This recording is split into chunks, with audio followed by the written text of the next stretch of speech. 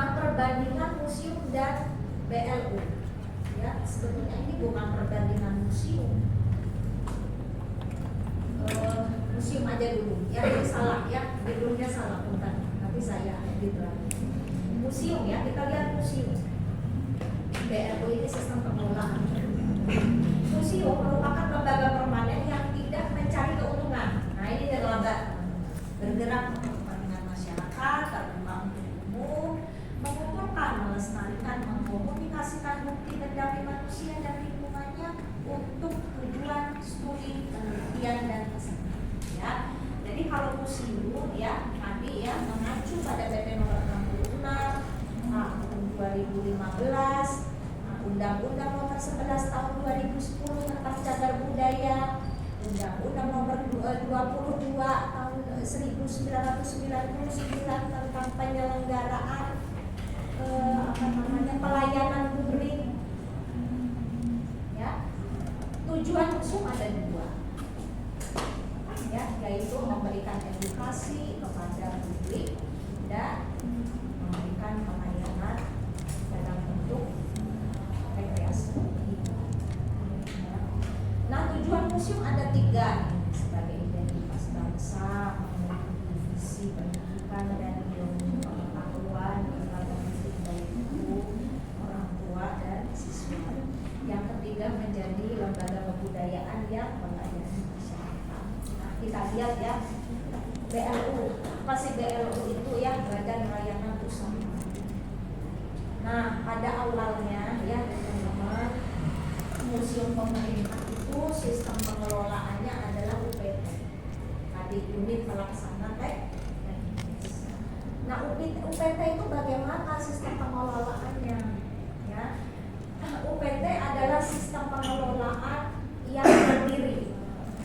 Jadi museum itu ketika punya sistem pengelolaan dalam bentuk UPT, berarti museum itu punya kemandirian, punya otonomi, punya kewenangan, ya, dalam mengelola museum, dalam pengelolaan anggaran, dalam pengelolaan SDM, ya, di dalam pokoknya dalam tata kelola museum, dalam tata kelola keuangan, dalam memenuhi prasarana dan sarana fisik yang memadai, dalam standarisasi pelayanan museum,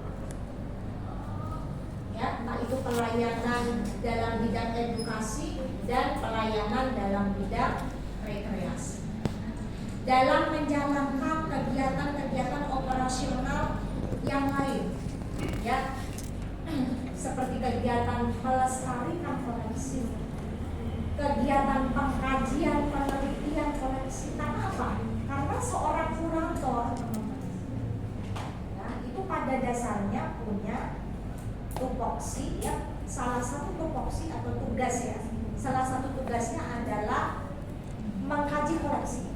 Jadi seorang kurator museum itu, teman-teman, idealnya adalah bisa menghasilkan outcome dari kinerjanya dalam bentuk apa? Dalam bentuk tulisan. Makanya sama, ya, tuntutan kurator dengan dosen itu sama. Salah satunya adalah dalam bidang penulisan, artikel jurnal. Nah, seorang kurator, ya, bukan hanya bertugas untuk mengelola koleksi, tetapi dia juga punya tugas untuk menulis, menghasilkan karya tulis dari kajian atau penelitian yang sudah dilakukan terkait dengan koleksi. Ya.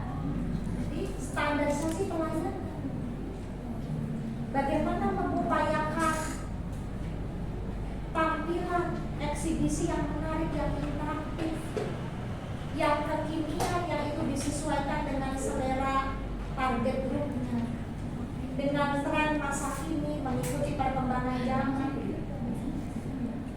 Bagaimana mengupayakan arsitektur bangunan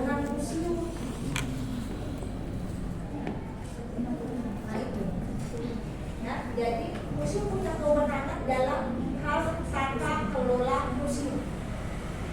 Nah, kuncinya adalah pada efisiensi. Efisiensi apa? Fleksibilitas. Yang mentang-mentang efisiensi anggaran ya, yang diikut efisiensi terus. Fleksibilitas anggaran. Ya.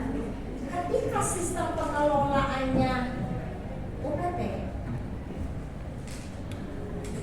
anggaran itu asalnya adalah dari pemerintah, baik itu pemerintah pusat maupun pemerintah daerah.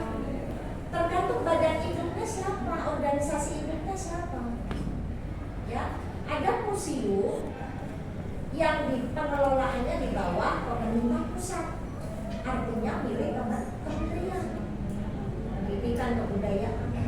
Ada yang pengelolaannya di bawah pemerintah daerah, milik pemerintah provinsi, pemerintah daerah.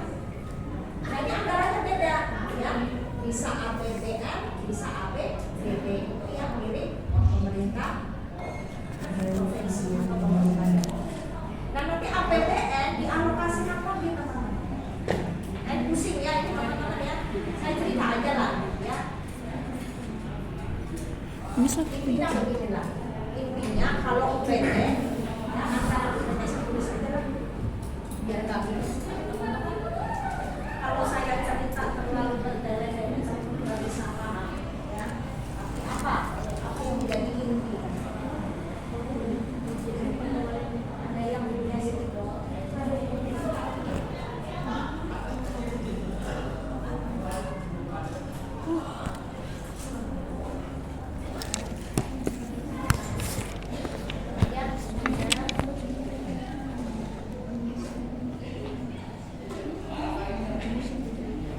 Gampangannya gini ya, nggak